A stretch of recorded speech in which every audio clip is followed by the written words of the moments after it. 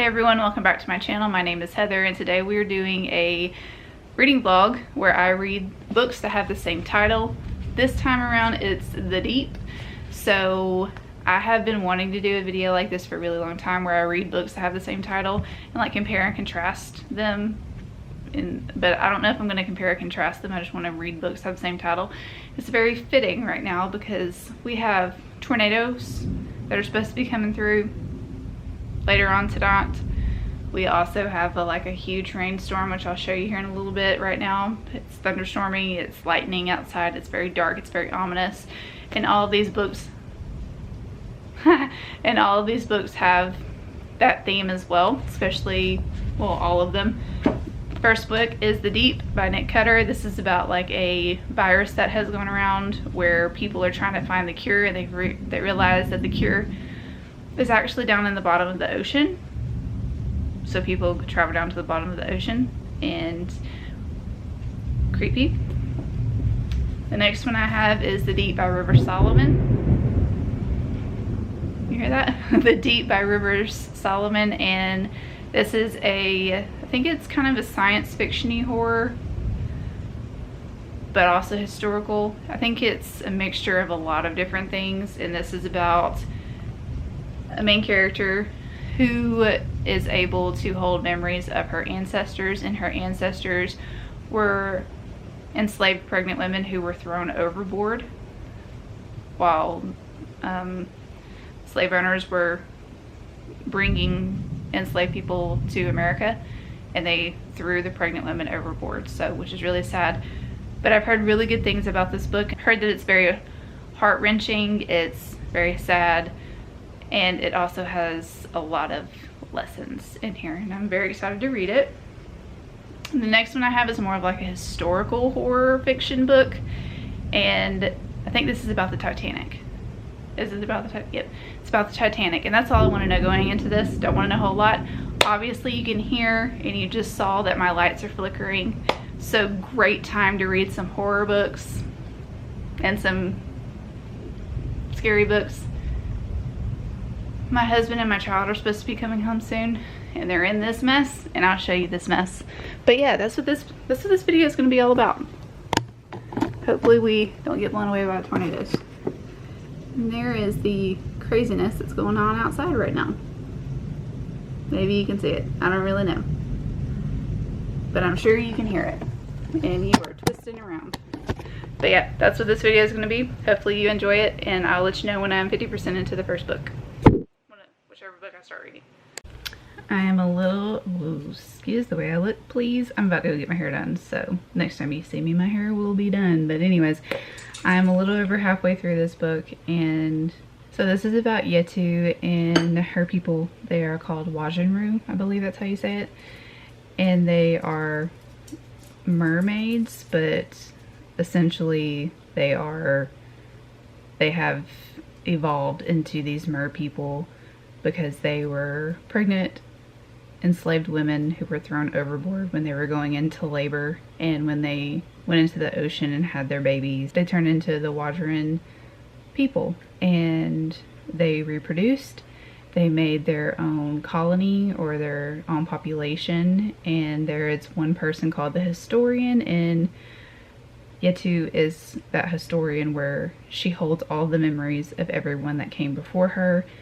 So this is more, I said horror, I misspoke. It's not horror, this is science fiction. It's kind of speculative fiction as well, but it is essentially a story about identity and not knowing who you are, but doing things for your people so your people don't have to suffer. And the historian is essentially the person who suffers, and the rest of the people, or the rest of the population, is living their lives. So Yetu doesn't want to be the historian anymore because she feels like she's losing herself. During something called the Remembrance is where the historian actually, they do a ritual where the historian gives all of the memories to the population, their people, and for that specific time period they have to go through what the historian goes through. So during that during that whole ritual, that whole ceremony, Yetu gives them the memories and then she swims away. So essentially her people are now suffering because they're having to remember everything, and she just wants to be broken free from that because she feels like I said, she feels like she is losing herself and she feels like she's dead inside because she's holding all the memories. But then there is a character that she ends up meeting, and that character doesn't have a family anymore, and they are the last person of their people. And they had a conversation, and Yetu finally realizes that she has made a really bad mistake. So now I'm at the part where she's about to fix her mistake, I believe. And it's a very, very sad story. It's a very touching story. It has a lot of folklore in this too, which I love folklore. But it is one of those stories that's gonna hit you hard, and it has hit me hard. It made me tear up a little bit. And it's just one of those books that I've heard great things about, and you see why people talk highly of this book when you read it. Even though it's very short, it packs a punch. So I'm gonna continue reading this. I'm listening to it on audio. The audiobook is excellent, by the way, and I will let you know my final thoughts when I finish this book.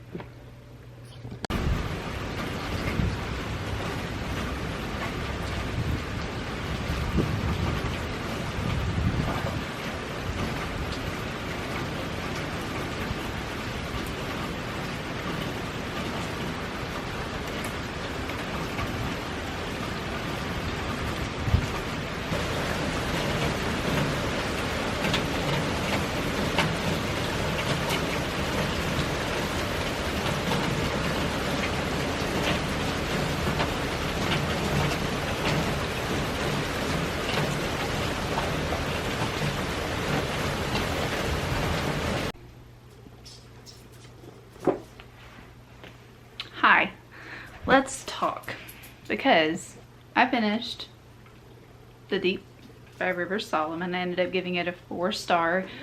This book is small, but it packs a really big punch. It's beautifully written. It talks about family, it talks about identity, it talks about friendship, it talks about passed down trauma, it talks about your own trauma and how history is important even if it is hard to hear. It talks about finding yourself. It's kind of like I wouldn't call it a true coming of age story, but you do see Yetu really evolve into the person that she feels like she is. And she goes on this journey to try to find herself, but then realizing that she really messed up and she needs to help her family. So it was like I said, it was just a beautifully written story. It has a lot of history behind it. It has a lot of folklore in it. It's just one of those stories that punches you in the gut, and I would highly recommend it to a lot of people because it is important. And even though it is speculative fiction, it has a little bit of a sci-fi twist to it. It still is one of those books that you can learn a lot from. I learned a lot from it. And I haven't read something like this in a really long time, and it hit me deep in the gut, and I'm glad that I picked it up. So highly recommend this book if you're interested, and I will be continuing with River Solomon's books after this too. I like their writing style a lot. Switching gears a little bit, I'm halfway through The Deep by Nick Cutter. Trigger warning for this book going into it. This has a lot of science in it. This is a science fiction horror book all the way through. And the trigger warning in here is that they do science on animals. So that is a big part of it. Nick Cutter, of course, does not shy away from the grotesque details of what's being done to the people in this book, plus the animals in this book, and how this thing that they found at the bottom of the ocean like takes over the body of these animals and the body of the humans so far. And it's just, he does not shy away whatsoever with the grotesque details, which in a way I appreciate, but then also I'm like, it just grosses me out, okay? So body horror, it has with, it has some body horror with animals and humans alike. But Luke is a very interesting character to me so far. Him and his brother. His brother is a scientist that is down in this place. What do they call it? I don't remember what they call it. Hold please. Not that. Oh, this book is also separated into different sections as well, which I enjoy. I like getting little stops here and there, you know, and it's not one of those books that like it's not one of those books that whiplashes you into stuff. It kind of like tells you, okay, this section's going to be about this, right? Obviously you know what a section is in a book. I don't have to explain it to you, but I am anyways. It's called The Treeist, and it is something that the scientists have built down in the bottom of the ocean, where they have found this substance or this thing or whatever it is, and they are studying it now. And Clayton is one of the main scientists that's down there, and Luke was called to try to get in contact with his brother because all communication of the Treeist went black, and all their screens went black, their radios went black, and everything. They couldn't get in touch with the scientists down there. There were animals down there. There's this really cute chocolate lab called LB, Little B, and I really hope that this lab does not die. Oh my god, I would be devastated. But yes, this book it dives deep into Luke's life. He had a pretty traumatic childhood, and Clayton is his older brother, and he didn't really help out with the childhood at all. He also, something happened to his son as well, which caused him to go through a lot of depression, and it also kind of ruined his marriage a little bit. So Luke is very isolated from people as well. And then on top of that, there's this weird disease that is taking over people, and it's making them go crazy, and they basically lose all like brain functions. They don't remember to eat, they don't remember to use the bathroom, they don't remember to bathe themselves, they don't know how to change their clothes, and it just takes over their body, and they're just like walking zombies around. They don't eat people, but you know, like one of the very first scenes in this book was a man that had praying mantises all over his face, and he was just walking around with his mouth wide open. It's like, what the is that? I don't know. You know, Nick Cutter, he's got some wild imagination in his brain. Plus, he, like I said, he doesn't shy away from any detail whatsoever. This is the longest winded update that I've done in a while, but this book is creepy, this book is gross, and it's very intriguing all at the same time because it's in the middle of the deep ocean, and this is in the middle of the deep ocean as well. You know, you don't know what's in the ocean. Nobody does. This could be completely true. You never know, because no one knows what's at the bottom of the deep ocean. No one knows. But anyways, I'm going to continue reading it and get creeped out. And then when I finish it, I'll let you know. And then I have this book, The Deep. I figured out that this book is a haunted ghost story. It's supposed to be a horror, paranormal story about the Titanic. Yes! One of my biggest pet peeves in books is using animals as like a sick and twisted way of showing horror happen when you can just use like humans, you know?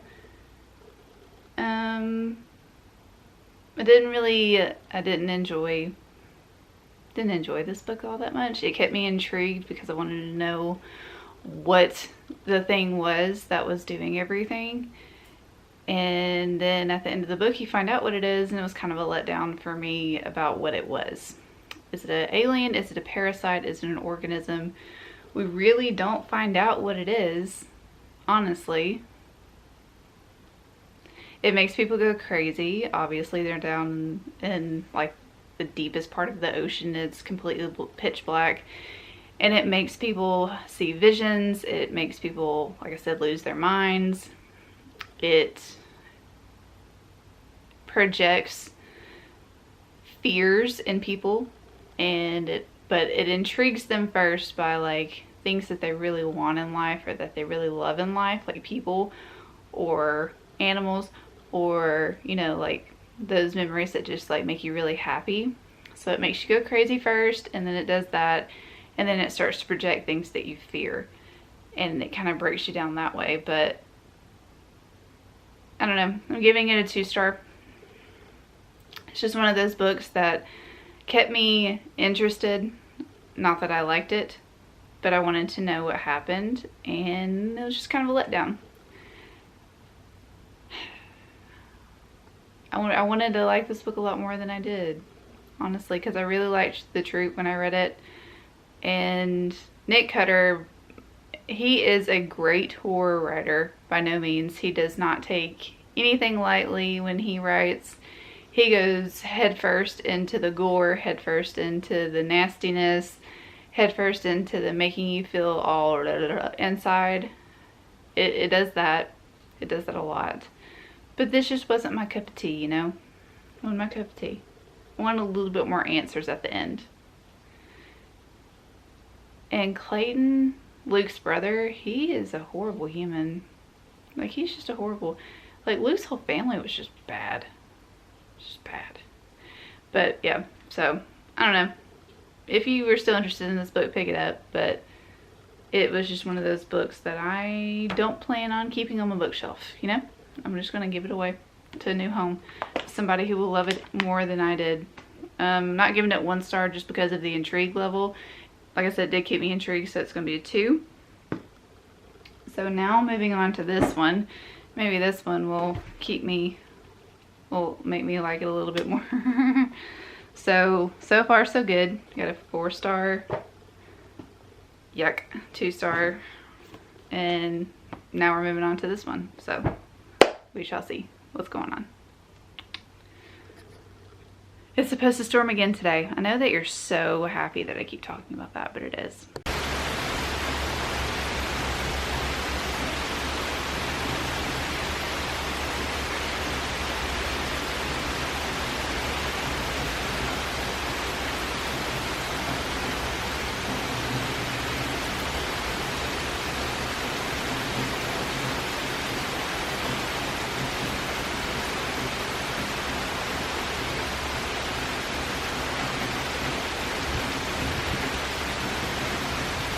I am at the halfway mark of this, and I'm actually really enjoying it. This book is following a nurse named Annie, and something happened to her at the very beginning of the story where she was actually in an asylum, but they let her out because she really wasn't quote-unquote crazy. This is back in the 1916s, so you know, if you had a mental illness or anything like that, you were deemed as crazy, right? So she was in the mental asylum, and she was let out, and her friend Violet, who she had worked with before on the Titanic, she's a Titanic survivor, by the way, her and Violet both, they are now working on the Britannica, which was the sister ship of the Titanic, and was turned into like a war. When people got injured in the war, they put them on this ship, and they went around and they actually picked up people and they nursed them back to health on the ship. So she is a nurse now. But we are getting chapters that go back and forth between present time and past time. So you get to see Annie in the past, which is very interesting because Annie seems very, very sweet. She seems like she just had some stroke of bad luck. But then you see her in the past and in the present, and things are starting to click. Annie is not as innocent as she acts, and there is some, I don't know if there's witchcraft going on, there's some occultism going on this boat, but people are like, she's possessed, she's possessed, he's possessed, you know, everybody's just like blaming everyone. It's kind of like and this is on the Titanic, like when the Titanic was going on.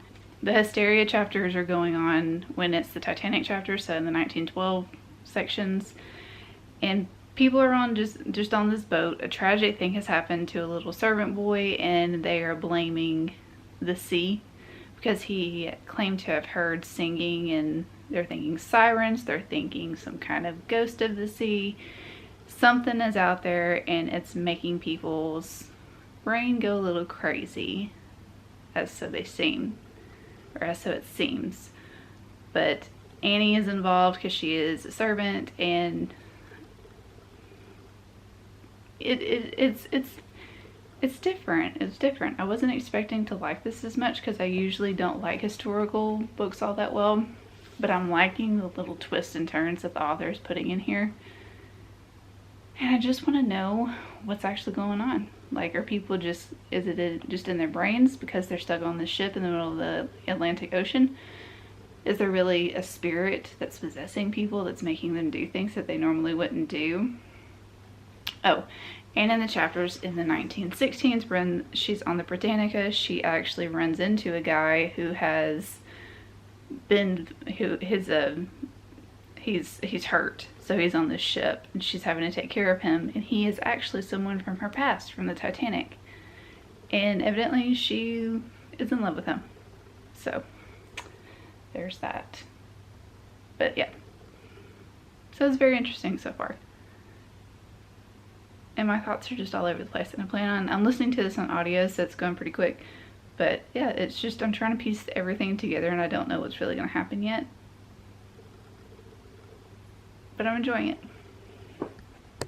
Alright, so finished this, and I ended up giving it, well, I ended up giving it a 3.25 star. It wasn't a horrible story. There's just like a weird dynamic love story in this book that I didn't vibe with all that much. And it overtook the last part of the book, which I just kind of found dragged. And I was just like, why are these two people are horrible for each other, and they are just like making worse decisions. It's not romantic.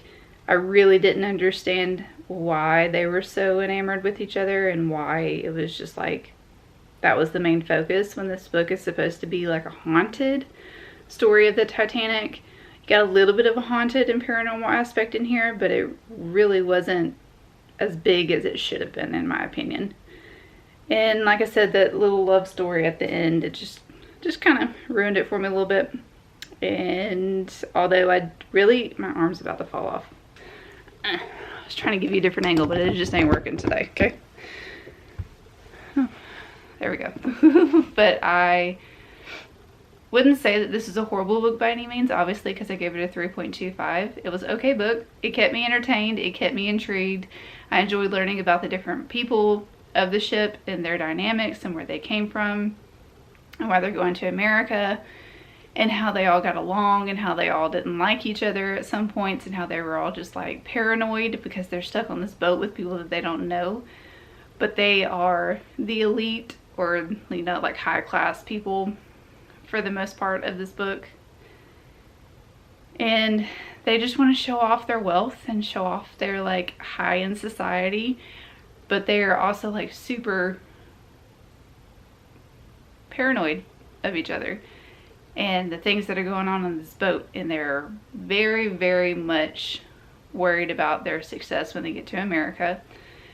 And they have their own secrets. There's this one twist that comes up at the very end, but I thought that was done very well.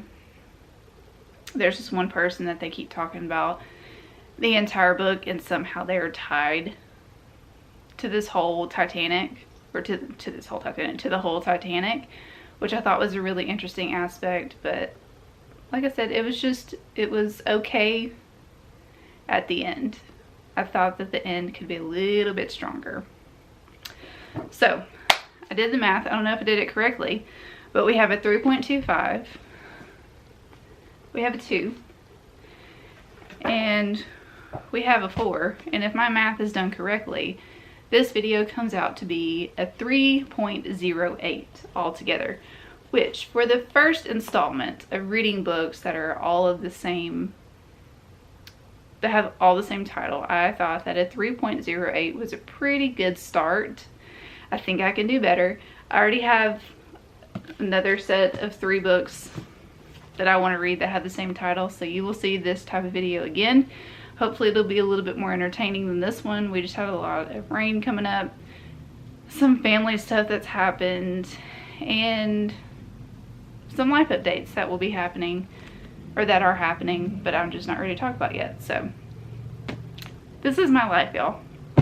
I live in my house and I don't go places. So hopefully you enjoyed it. Please make sure you hit that subscribe button before you leave. Let me know if you enjoyed this video. Let me know if you read any of these books. If you have any ideas of books that I should read next or in future installments of this series, let me know down in the comments below. Hope that you have a great day, and I will see you on the next one. Bye!